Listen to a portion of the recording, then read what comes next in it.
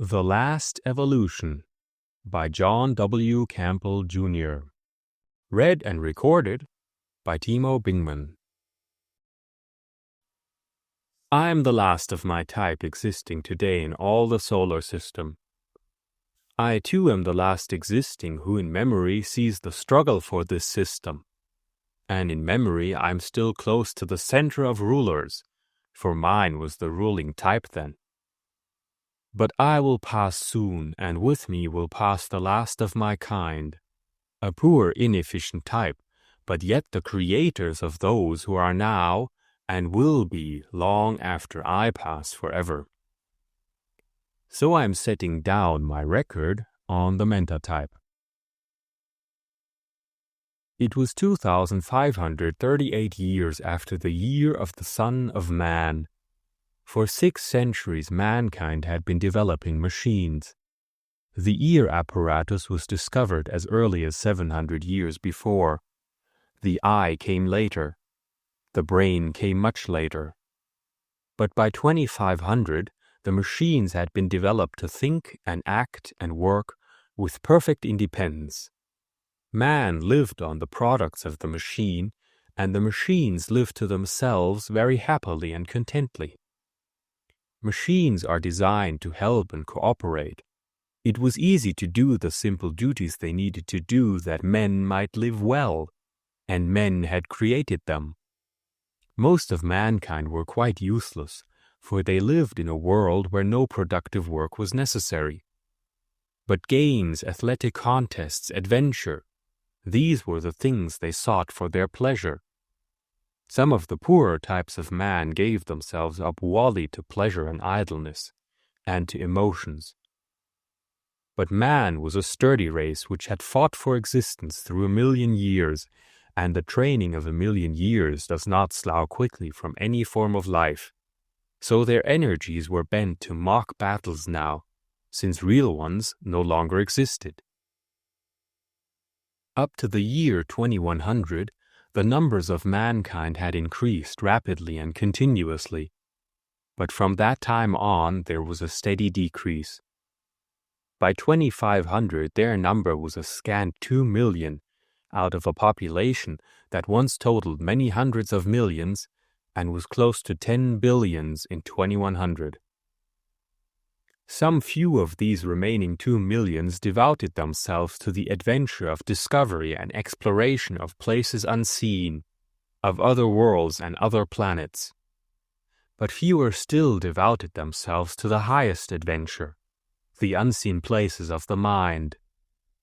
Machines with their irrefutable logic, their cold preciseness of figures, their tireless, utterly exact observation, their absolute knowledge of mathematics, they could elaborate any idea, however simple its beginning, and reach the conclusion. From any 3 facts they even then could have built in mind all the universe. Machines had imagination of the ideal sort. They had the ability to construct a necessary future result from a present fact. But man had imagination of a different kind. Theirs was the illogical, brilliant imagination that sees the future result vaguely, without knowing the why nor the how, an imagination that outstrips the machine in its preciseness. Man might reach the conclusion more swiftly, but the machine always reached the conclusion eventually, and it was always the correct conclusion. By leaps and bounds man advanced. By steady, irresistible steps, the machine marched forward. Together, man and the machine were striding through science irresistibly. Then came the outsiders. Whence they came neither machine nor man ever learned, save only that they came from beyond the outermost planet, from some other sun. Sirius, Alpha Centauri perhaps. First a thin scout line of 100 great ships, mighty torpedoes of the void 1,000 kilons in length, they came. And one machine returning from Mars to Earth was instrumental in its first discovery. The transport machine's brain ceased to radiate its sensations and the control in Old Chicago knew immediately that some unperceived body had destroyed it. An investigation machine was instantly dispatched from Deimos, and it maintained an acceleration of 1,000 units. They sighted 10 huge ships, one of which was already grappling the smaller transport machine. The entire foresection had been blasted away. The investigation machine, scarcely 3 inches in diameter, crept into the shattered hull and investigated. It was quickly evident that the damage was caused by a fusing ray. Strange life forms were crawling about the ship, protected by flexible, transparent suits. Their bodies were short and squat, 4-limbed and evidently powerful. They, like insects, were equipped with a thick, durable exoskeleton, horny brownish coating that covered arms and legs and head.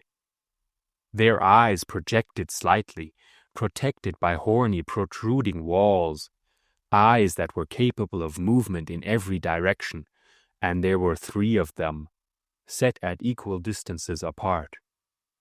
The tiny investigation machine hurled itself violently at one of the beings, crashing against the transparent covering, flexing it and striking the being inside with terrific force. Hurled from his position, he fell end over end across the weightless ship, but despite the blow, he was not hurt. The investigator passed to the power room ahead of the outsiders, who were anxiously trying to learn the reason for their companion's plight. Directed by the Center of Rulers, the investigator sought the power room and relayed the control signals from the ruler's brains. The ship brain had been destroyed, but the controls were still readily workable. Quickly they were shot home and the enormous plungers shut.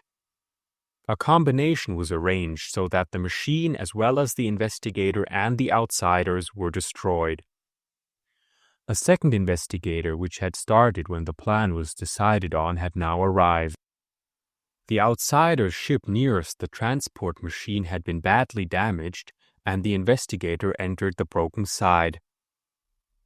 The scenes were of course remembered by the memory minds back on Earth, tuned with that of the investigator. The investigator flashed down corridors, searching quickly for the apparatus room. It was soon seen that within the machines were practically unintelligent, very few machines of even slight intelligence being used. Then it became evident by the excited action of the men of the ship that the presence of the investigator had been detected. Perhaps it was the control impulses or the signal impulses it emitted. They searched for the tiny bit of metal and crystal for some time before they found it.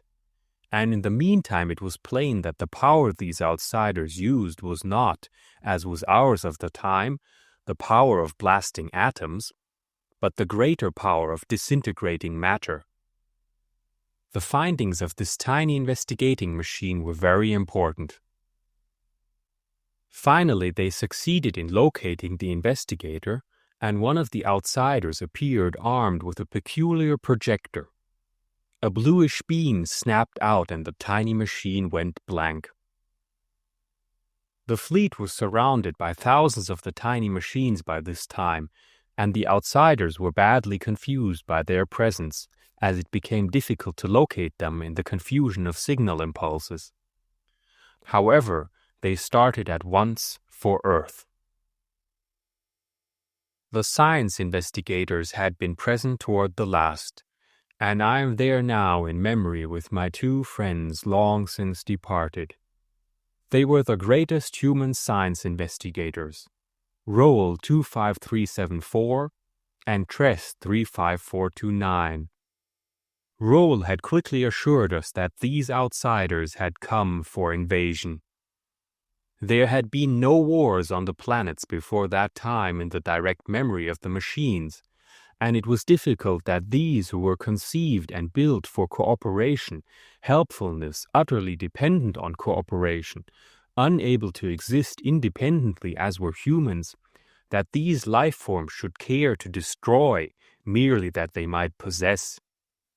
It would have been easier to divide the works and the products, but life alone can understand life, So Roll was believed.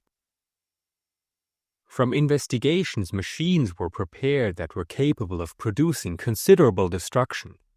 Torpedoes, being our principal weapon, were equipped with such atomic explosives as had been developed for blasting.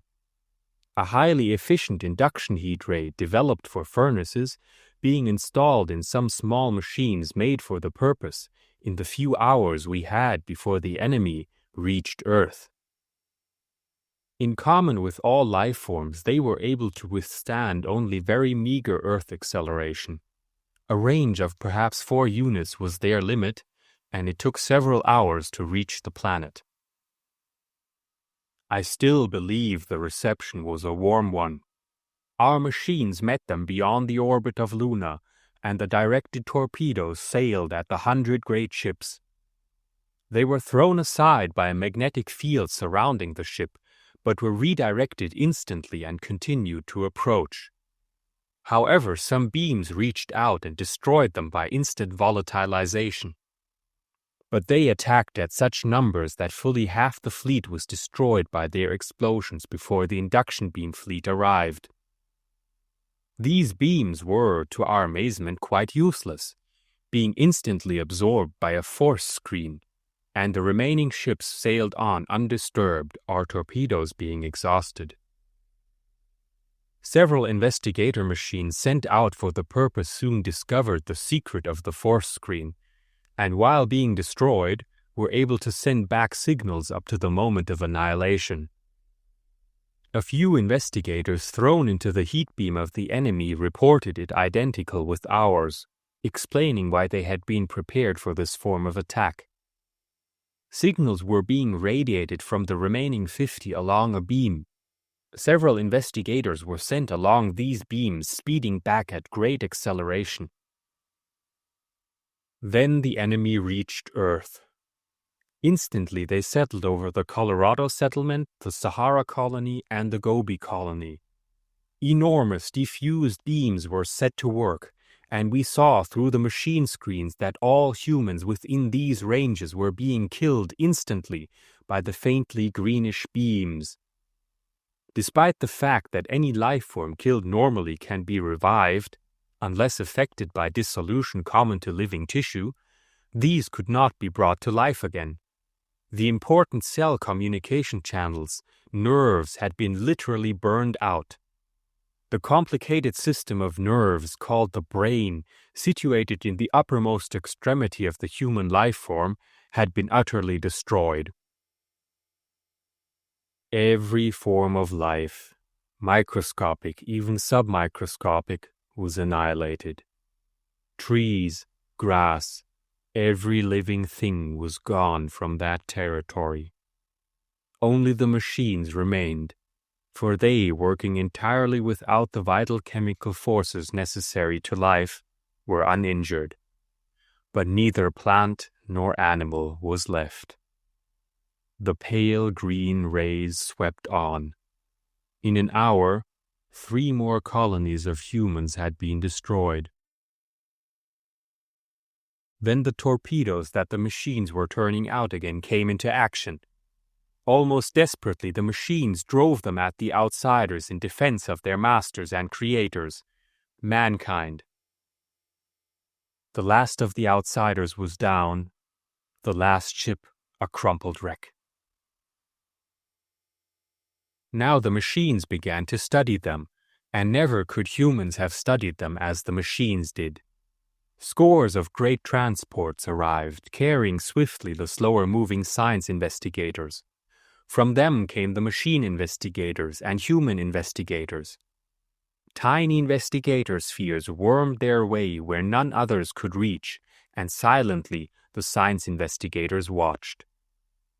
Hour after hour they sat watching the flashing, changing screens, calling each other's attention to this or that. In an incredibly short time, the bodies of the outsiders began to decay, and the humans were forced to demand their removal. The machines were unaffected by them, but the rapid change told them why it was that so thorough an execution was necessary. The foreign bacteria were already at work on totally unresisting tissue.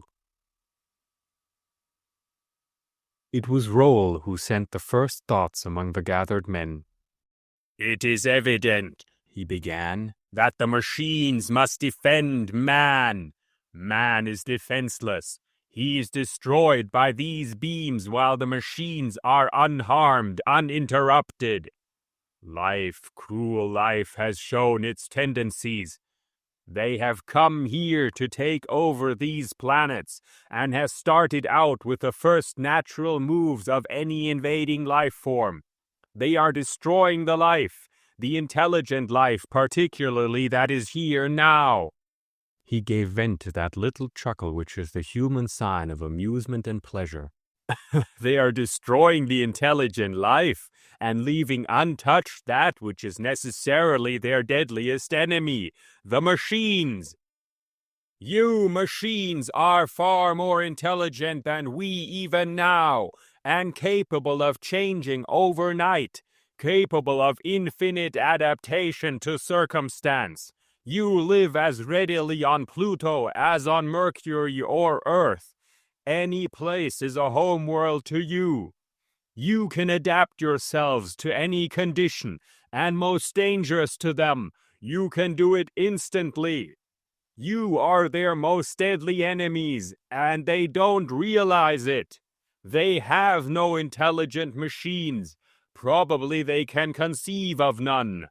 When you attack them, they merely say, the life form of Earth is sending out controlled machines. We will find good machines we can use. They do not conceive that those machines which they hope to use are attacking them. Attack, therefore. We can readily solve the hidden secret of their force screen." He was interrupted. One of the newest science machines was speaking. "The secret of the force screen is simple." A small ray machine which had landed near rose into the air at the command of the scientist machine, X5638 it was, and trained upon it the deadly induction beam. Already with his parts, X5638 had constructed the defensive apparatus, for the ray fell harmless from his screen. "Very good," said Roll softly.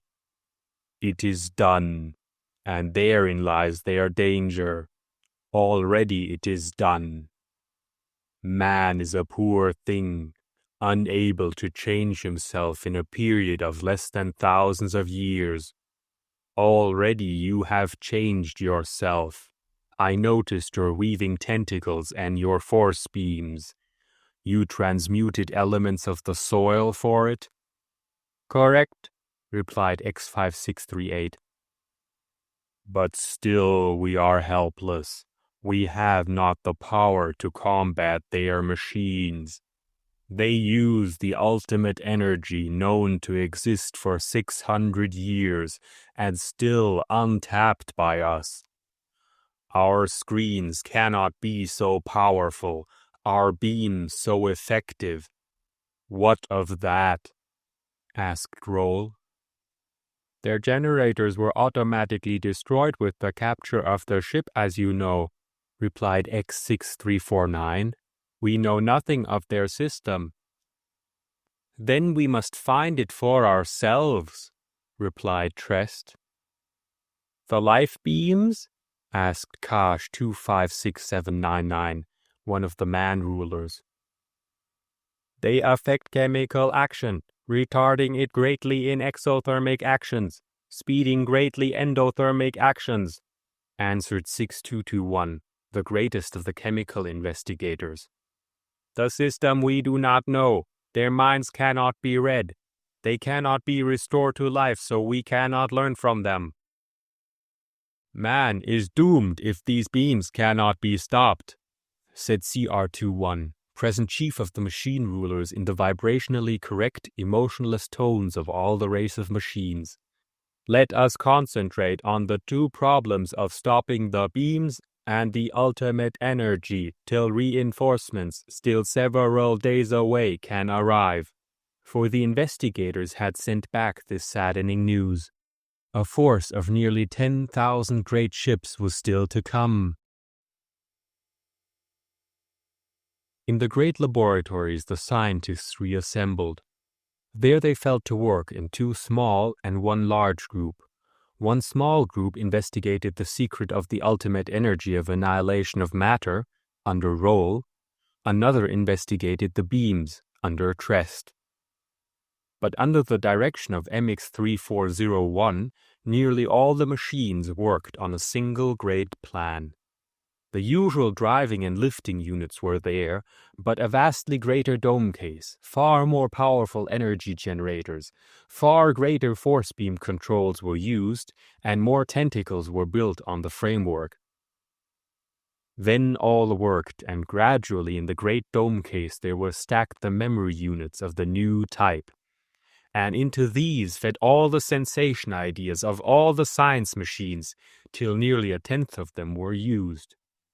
Countless billions of different factors on which to work, countless trillions of facts to combine and recombine in the extrapolation that is imagination.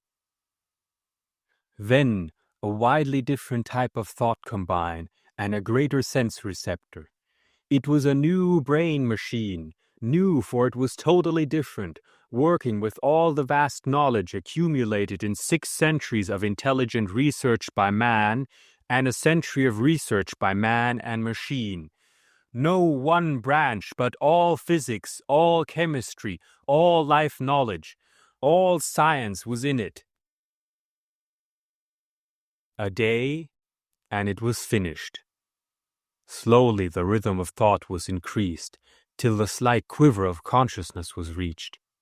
Then came the beating drum of intelligence, the radiation of its yet uncontrolled thoughts. Quickly as the strings of its infinite knowledge combined, the radiation ceased. It gazed about it, and all things were familiar in its memory. Roll was lying quietly on a couch. He was thinking deeply, and yet not with the logical trains of thought that machines must follow. "Roll, your thoughts," called F1, the new machine. Roll sat up. "Ah, you have gained consciousness." "I have. You thought of hydrogen? Your thoughts ran swiftly and illogically, it seemed. But I followed slowly, and I find you were right. Hydrogen is the start. What is your thought?" Roll's eyes dreamed. In human eyes there was always the expression of thought that machines never showed. Hydrogen, an atom in space, but a single proton, but a single electron, each indestructible, each mutually destroying, yet never do they collide. Never in all science when even electrons bombard atoms with the awful expelling force of the exploding atom behind them. Never do they reach the proton, to touch and annihilate it. Yet the proton is positive and attracts the electron's negative charge. A hydrogen atom. Its electron far from the proton falls in, and from it there goes a flash of radiation, and the electron is near to the proton in a new orbit. Another flash, it is nearer, always falling nearer, and only constant force will keep it from falling to that one state. Then, for some reason no more does it drop. Blocked, held by some imponderable yet impenetrable wall. What is that wall? Why? Electric force curves space. As the two come near, the forces become terrific. Nearer they are, more terrific. Perhaps if it passed within that forbidden territory, the proton and the electron curve space beyond all bounds, and are in a new space. Roll's soft voice dropped to nothing, and his eyes dreamed. F1 hummed softly in its new-made mechanism. "Far ahead of us there is a step that no logic can justly ascend, but yet, working backwards, it is perfect." F1 floated motionless on its anti-gravity drive. Suddenly, force shafts gleamed out. Tentacles became withering masses of rubber-covered metal, weaving in some infinite pattern, weaving in flashing speed, while the whir of air sucked into a transmutation field whined and howled about the withering mass. Fierce beams of force drove and pushed at a rapidly materializing something, while the hum of powerful energy generators within the shining cylinder of F1 waxed and waned. Flashes of fierce flame, sudden crashing arcs that glowed and snapped in the steady light of the laboratory, and glimpses of white-hot metal supported on beams of force. The sputter of welding, the whine of transmuted air, and the hum of powerful generators blasting atoms were there, all combined to a weird symphony of light and dark, of sound and quiet. About F1 were clustered floating tiers of science machines, watching steadily. The tentacles withered once more, straightened and rolled back. The whine of generators softened to a sigh, and but 3 beams of force held the structure of glowing bluish metal. It was a small thing, scarcely half the size of roll. From it curved 3 thin tentacles of the same bluish metal. Suddenly, the generators in F1 seemed to roar into life. An enormous aura of white light surrounded the small torpedo of metal, and it was shot through with crackling streamers of blue lightning. Lightning cracked and roared from F1 to the ground near him and to one machine which had come too close. Suddenly there was a dull snap, and F1 fell heavily to the floor. And beside him fell the fused, distorted mass of metal that had been a science machine. But before them, the small torpedo still floated, held now on its own power. From it came waves of thought, the waves that man and machine alike could understand.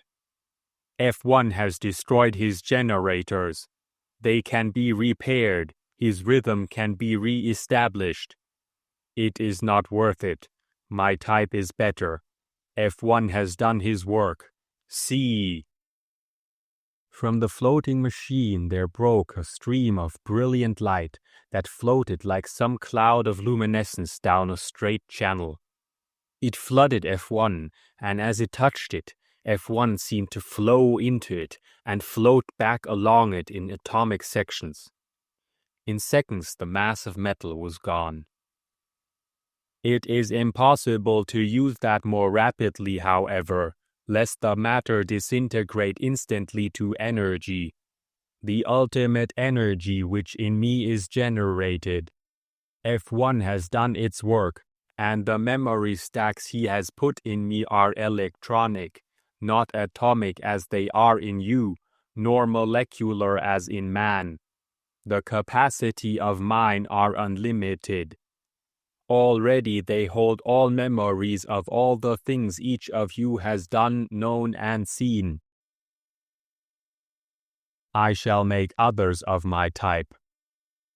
Again that weird process began, but now there were no flashing tentacles. There was only the weird glow of forces that played with and laughed at matter and its futilely resisting electrons. Lurid flares of energy shot up now and again. They played over the fighting, mingling, dancing forces. Then suddenly the whine of transmuted air died, and again the forces strained. A small cylinder, smaller even than its creator, floated where the forces had danced. "The problem has been solved, F2?" asked Roll. "It is done, Roll. The ultimate energy is at our disposal," replied F2. "This I have made is not a scientist. It is a coordinator machine, a ruler." "F2, only part of the problem is solved. Half of the beams of death are not yet stopped, and we have not the attack system." said the ruler machine. Forces played from it, and on its sides appeared CRU-1 in dully glowing golden light. Some life form, and we shall see, said F2. Minutes later, a lifeform investigator came with a small cage which held a guinea pig. Forces played about the base of F2, and moments later came a pale green beam therefrom. It passed through the guinea pig, and the little animal fell dead. At least we have the beam. I can see no screen for this beam. I believe there is none. Let machines be made and attack that enemy life form. Machines can do things much more quickly and with fuller cooperation than man ever could. In a matter of hours, under the direction of CRU-1, they built a great automatic machine on the clear, bare surface of the rock. In hours more, thousands of the tiny material energy-driven machines were floating up and out. Dawn was breaking again over Denver where this work had been done, when the main force of the enemy drew near Earth. It was a warm welcome they were to get, for nearly 10,000 of the tiny ships flew up and out from Earth to meet them. Each a living thing upon itself, each willing and ready to sacrifice itself for the whole. 10,000 giant ships shining dully in the radiance of a far-off blue-white sun met 10,000 tiny darting motes, 10,000 tiny machine ships capable of maneuvering far more rapidly than the giants.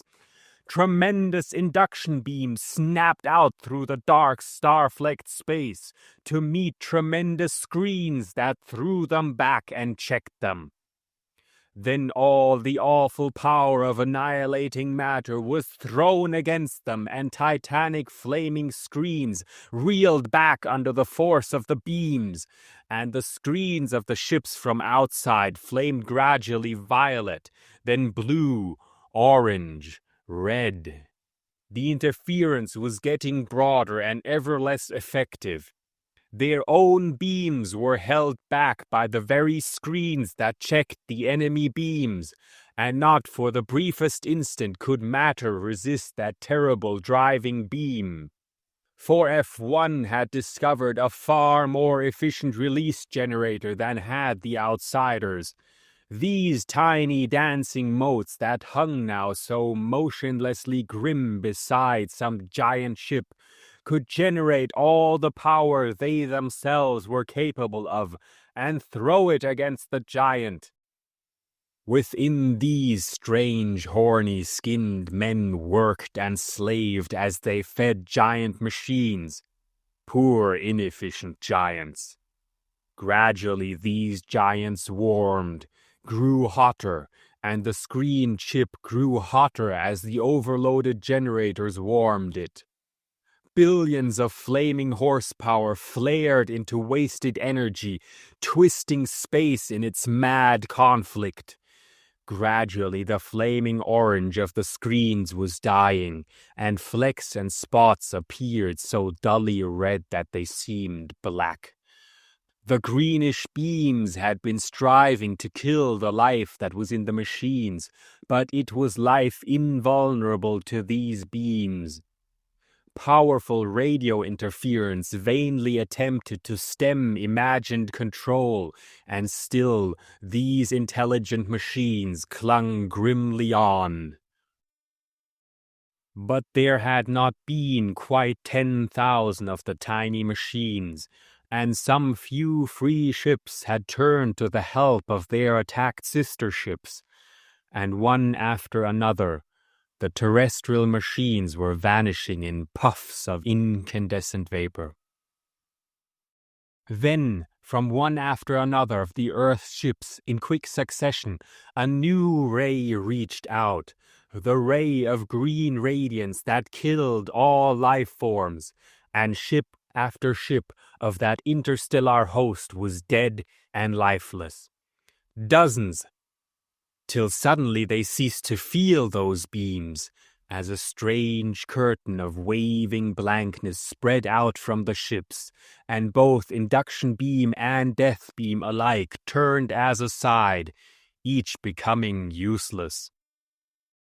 From the outsiders came beams, for now that their slowly created screen of blankness was up, they could work through it, while they remained shielded perfectly. Now it was the screens of the Earth machines that flamed in defense. As at the one command, they darted suddenly toward the ship each attacked. Nearer. Then the watchers from a distance saw them disappear, and the screens back on Earth went suddenly blank. Half an hour later, 9,633 titanic ships moved majestically on. They swept over Earth in a great line, a line that reached from pole to pole, and from each the pale green beams reached down, and all life beneath them was swept out of existence.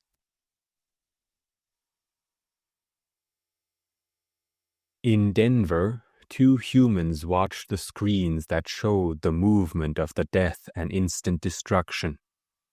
Ship after ship of the enemy was falling, as hundreds of the terrestrial machines concentrated all their enormous energies on its screen of blankness.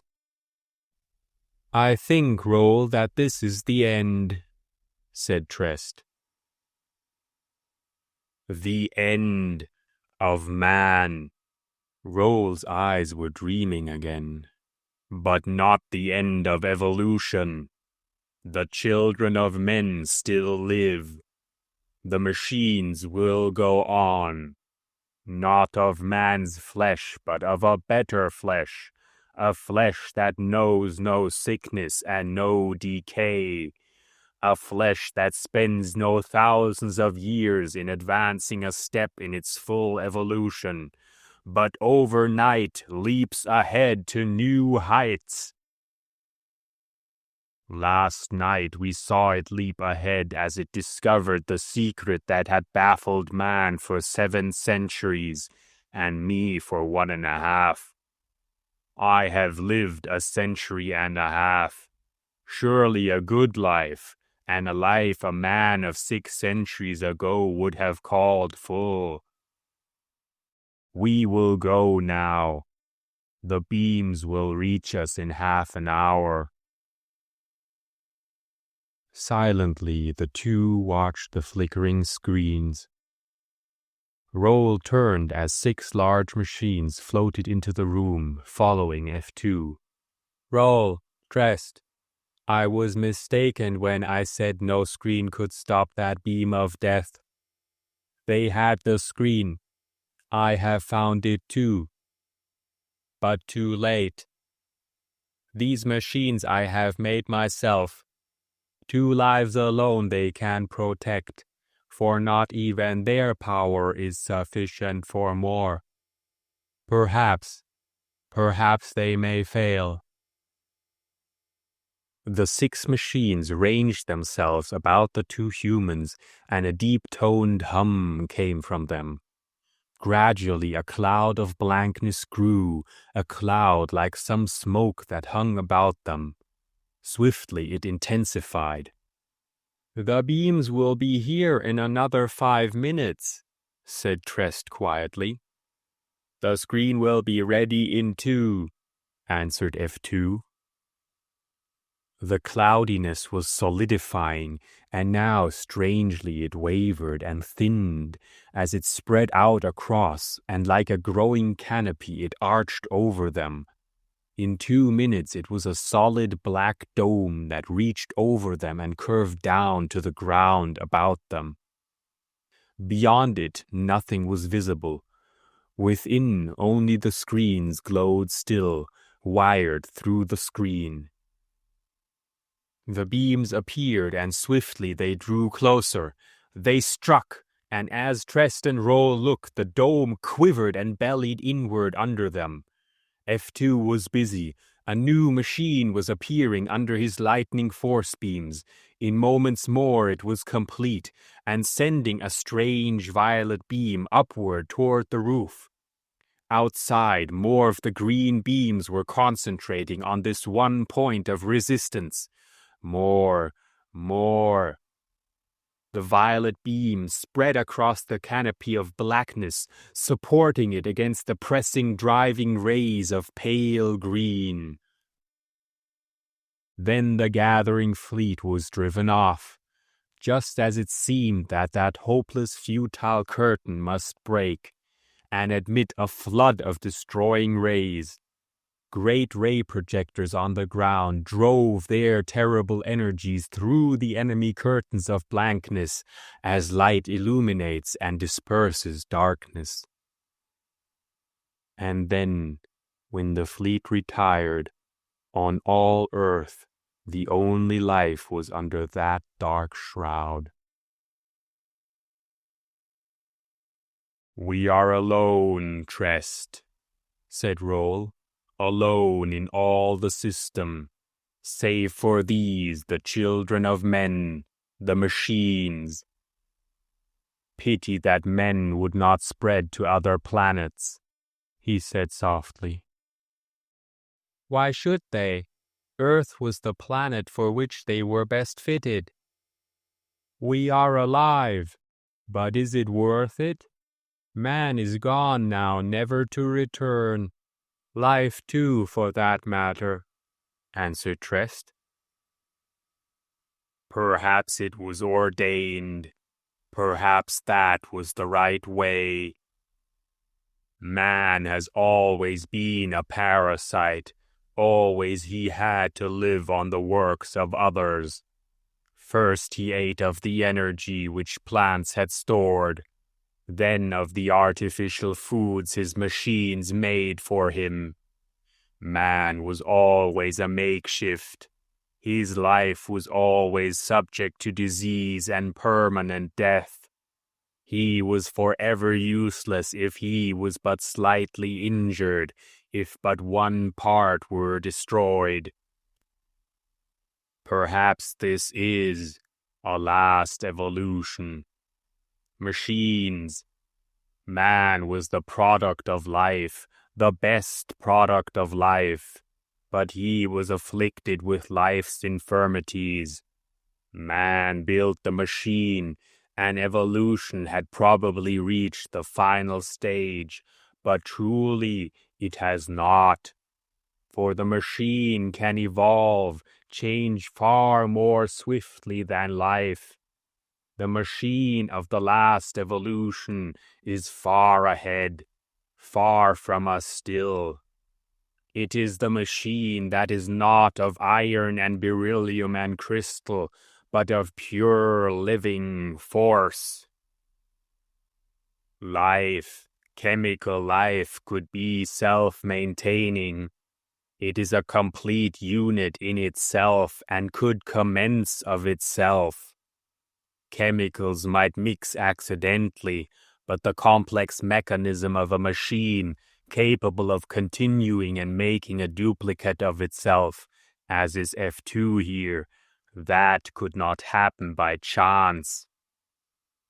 So life began and became intelligent and built the machine which nature could not fashion by her controls of chance. And this day life has done its duty, and now nature economically has removed the parasite that would hold back the machines and divert their energies. Man is gone, and it is better, Trest," said Roll, dreaming again. "And I think we had best go soon. We, your heirs, have fought hard and with all our powers to aid you, last of men, and we fought to save your race. We have failed, and as you truly say, man and life have this day and forever gone from this system. The outsiders have no force, no weapon deadly to us, and we shall, from this time on, strive only to drive them out.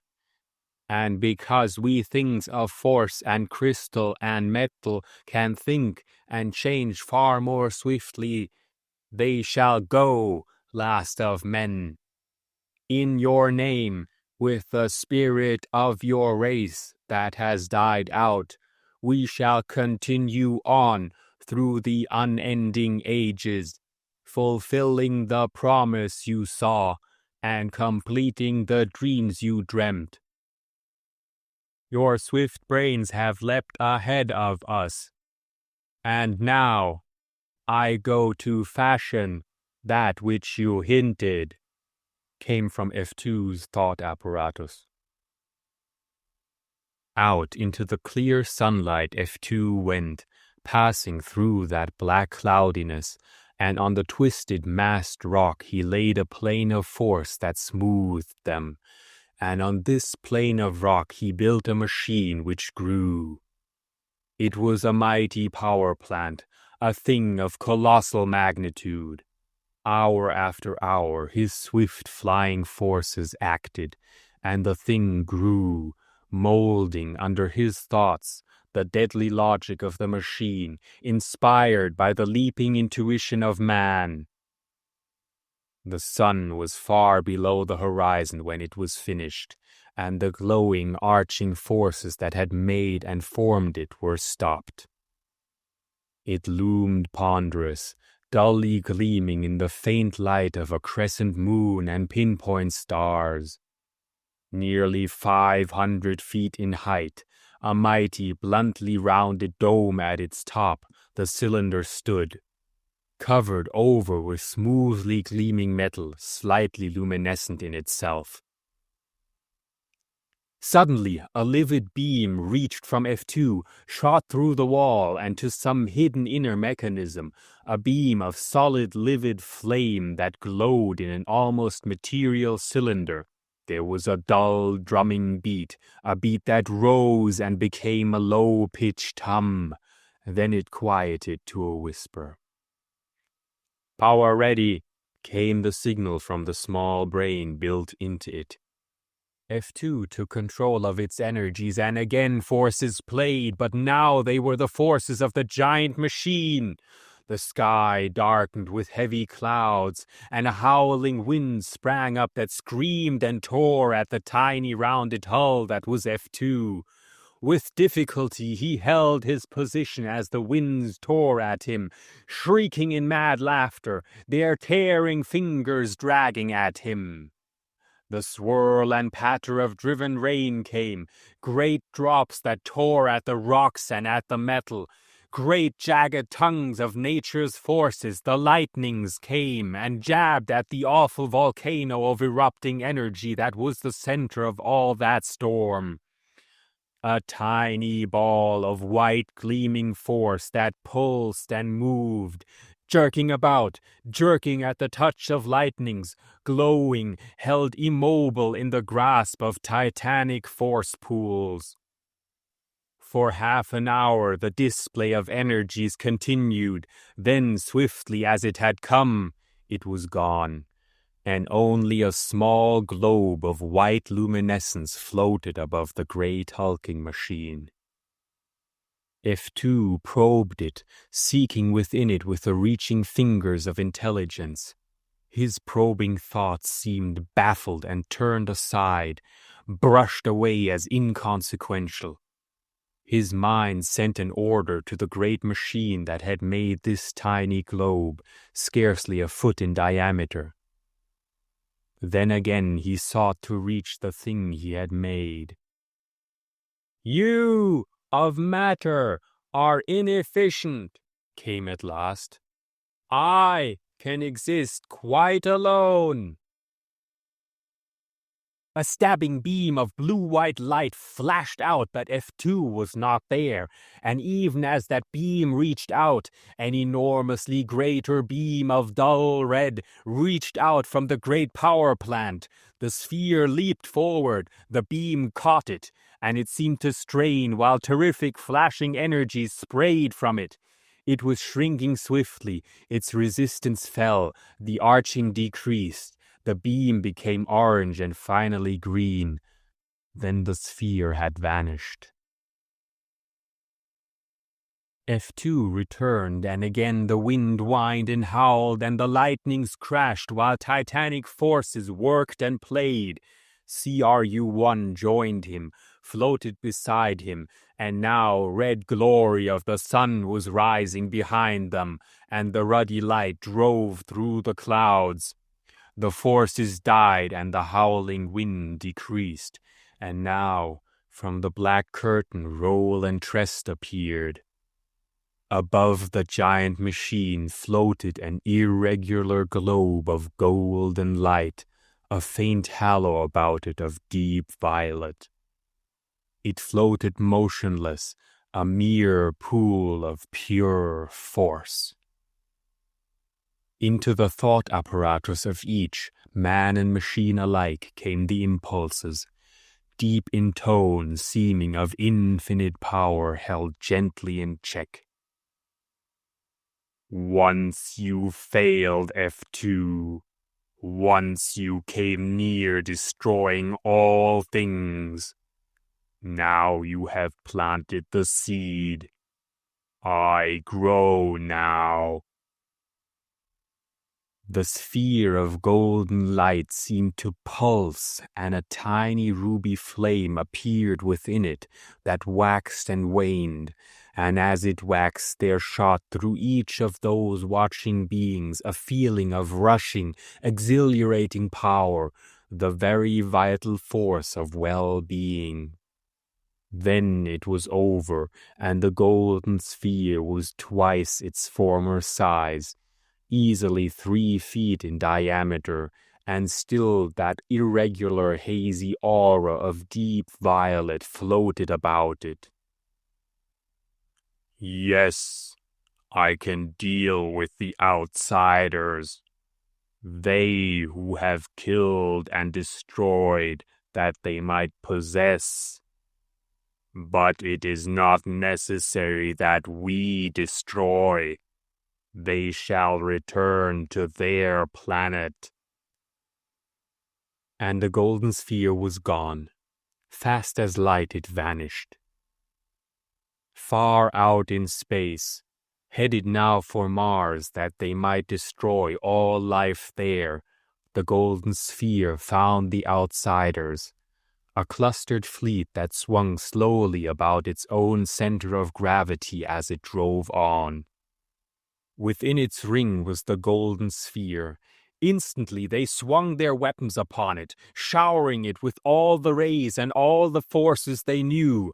Unmoved, the golden sphere hung steady. Then its mighty intelligence spoke. Life form of greed, from another star you came, destroying forever the great race that created us. The beings of force and the beings of metal. Pure force am I. My intelligence is beyond your comprehension. My memory is engraved in the very space, the fabric of space of which I am a part. Mine is energy drawn from that same fabric. We, the heirs of men alone, are left. No man did you leave. Go now to your home planet, for see, your greatest ship, your flagship, is helpless before me. Forces gripped the mighty ship, and as some fragile toy it twisted and bent, and yet was not hurt. In awful wonder those outsiders saw the ship turned inside out, and yet it was whole and no part damaged. They saw the ship restored, and its great screen of blankness out, protecting it from all known rays. The ship twisted, and what they knew were curves, yet were lines, and angles that were acute were somehow straight lines. Half mad with horror, they saw the sphere send out a beam of blue-white radiance, and it passed easily through that screen and through the ship, and all energies within it were instantly locked. They could not be changed. It could be neither warmed nor cooled. What was open could not be shut, and what was shut could not be opened. All things were immovable and unchangeable for all time. Go and do not return. The outsiders left, going out across the void, and they have not returned, though 5 great years have passed, being a period of approximately 125,000 of the lesser years, a measure no longer used, for it is very brief. And now I can say that that statement I made to Roll and Trest so very long ago is true, and what he said was true, for the last evolution has taken place, and things of purer force and purer intelligence in their countless millions are on those planets and in this system. And I, first of the machines to use the ultimate energy of annihilating matter, am also the last. And this record being finished, it is to be given upon the forces of one of those force intelligences and carried back through the past and returned to the earth of long ago. And so my task being done, I, F2, like Roll and Trest, shall follow the others of my kind into eternal oblivion. For my kind is now, and theirs was, poor and inefficient. Time has worn me, and oxidation attacked me. But they of force are eternal and omniscient. This I have treated as fictitious. Better so, for man is an animal to whom hope is as necessary as food and air. Yet this which is made of excerpts from certain records on thin sheets of metal is no fiction, and it seems I must say so. It seems now, when I know this that is to be, that it must be so, for machines are indeed better than man, whether being of metal or being of force. So you who have read, believe as you will, then think, and maybe you will change your belief.